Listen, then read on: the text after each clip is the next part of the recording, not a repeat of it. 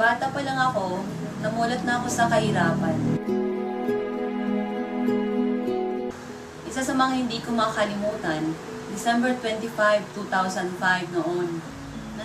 Nasa palengke ako noon, nagbebenta ng mais. Hindi mo iniinda na kahit Pasko, nagbebenta ka ng mais dahil para lang magkaroon ka ng pera. That time, na-realize ko, ang hirap palang maging mahirap. At sa araw din na yon, napaluwa ako at nag-pray kay Lord.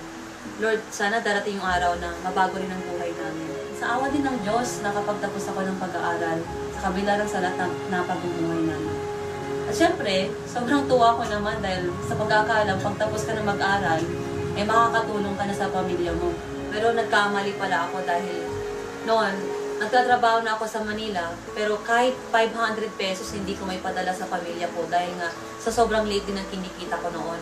Kaya nag-decide ako na mag-abroad dahil sa paniniwala na pag nag-abroad na ako, eh makakatulong na ako sa pamilya ko. Nag-apply ako bilang domestic helper sa Hong Kong. Nung nasa Hong Kong na ako, doon ko na-realize, mahirap palang mag-abroad.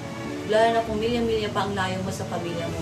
Kaya hindi rin ako nagtagal doon dahil nga nakahanap ako ng amo na halos ayaw kong pakainin at tinatrato ako ng hindi maganda. Kaya nag-decide ulit ako na umuwi na lang ng Pinas. Pag-uwi ko ng Pinas, wala akong trabaho. Kaya naisip ko ulit mag-abroad pero this time, Canada naman. Hanggang isang araw, nang nag-a-apply ako papuntang Canada, inimbita ako ng kuya ko na mag-attend ng seminar ng InGlobal. Pero that time, sobrang negatibo ako. Kaya tumagal ako bago ako nag-join. Pero nung nag-join ako, hindi ko sukat akalain na after 2 years na ginawa kong InGlobal ng seryoso, I earned my first million. And then months later, dati naglalakad lang ako, ngayon nagdadrive na ako ng sarili kong kotse, di ba? I bought my brand new car na Hyundai Elantra at isa sa mga pinapangarap ko na maging bridal car. And then right now, hindi ko sukat akalain na kumikita na ako ng 6 figures a month. And sa Tugigaraw lang po yan.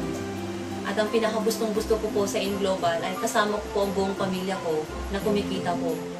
Actually, ngayon po, lima po kayo magkakapatid na ngayon may kanya-kanya na pong sasakyan na dati po pangarap lang po namin. Napatunayan ko na hindi lang pala pag-abroad ang sagot para mabagong buhay natin, kundi meron din palang mga oportunidad kagaya ng InGlobal na pwedeng mabagong buhay at pwedeng makamit ang mga pangarap natin kasama ang pamilya natin.